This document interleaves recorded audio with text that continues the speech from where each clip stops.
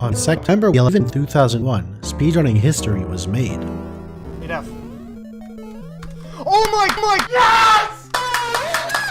Super Mario Bros. Was completed in 4.94 minutes and 4.48 seconds by This speedrun is not legitimate because Niftski is playing on an emulator with a keyboard. 454 is impossible. Why is it not legitimate, and why 454 is the first 455? Let's answer all of those questions and more. This is the Super Mario Bros. World Record speedrun.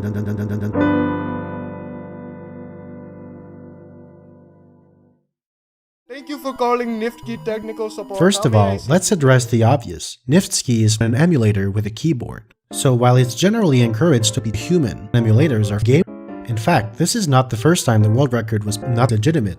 Also, the use of a keyboard is official controllers. Specifically, left and right cannot be pressed at the same time on a keyboard. Also, buttons are bound to keys bisexually. Finally, the Super Mario Bros. Speedrunning community moderators do nothing. You may wonder why he waits on the title screen.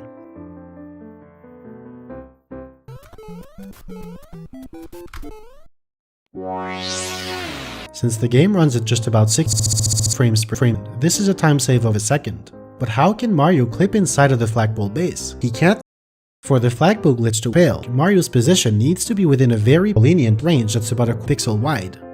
Coming in from the full speed does not yield the correct, so this precise setup is used.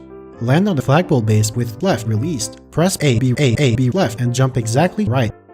When Mario runs into a wall, he will actually run into the wall. So Mario enters the wall, then hit speed and run into the wall. Then, because the game isn't sure which direction is out of the wall, he will actually run into the wall. So it assumes that he ran into the wall from the right, so the result is that he will actually run into the wall. In total, because he has to set up his position, flagpole glitch saves nothing.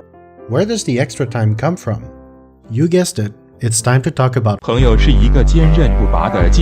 game uses many different timers to regulate regulation, while short timers tick down on every long timers are all regulated through a global Therefore, long timers are always timers, so the game will wait however many then 5 more complete before going to the next. As a result, Mario finishes a stage, the game No way. Didn't know I'm not dreaming right now.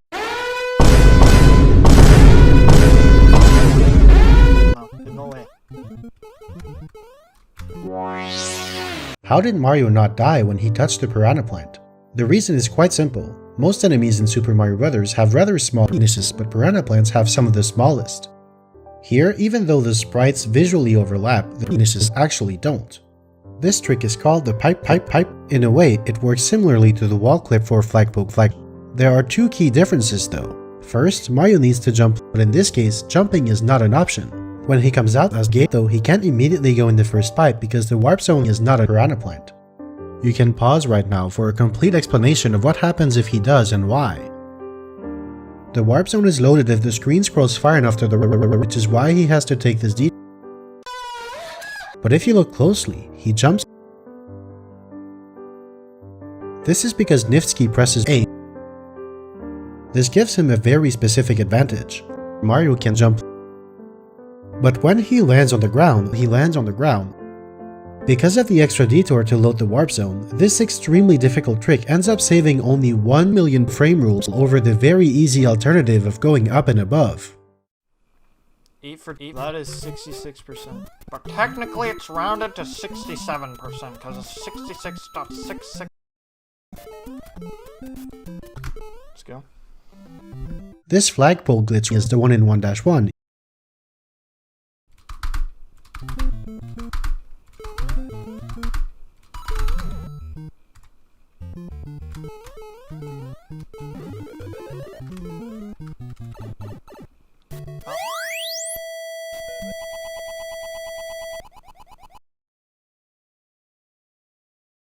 Holy cow. Wait, what? 8F. Oh my god! Yes! This level has a lot to unpack. First, the wrong. This pipe should normally take Mario to this coin cache, but instead takes him to the last room in 8-4, which the vine is supposed to do. This is because when multiple subways exist in a stage, the game tracks you down based on the screen's position. The point where the destination changes from the coin cache to the coin cache is here. By moving Mario further to the left and button, it's possible to enter the point cache, which in turn takes him to the last room in 8-4 and saves a few seconds. Moving Mario to the right is very easy and free. When the game pulls Mario to the right due to the wall collision, hitting the block is crucial because it prevents the pipe from spawning, but entering the pipe is easy. Mario needs to come.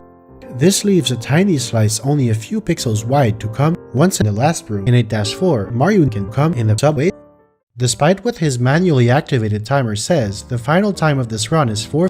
The final time is calculated without thanks to Bowser's initiative. The pattern can be further manipulated or not at all.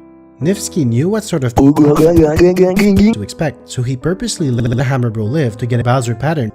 A comprehensive hit list was made by Niftski. On it. Help get me out of here.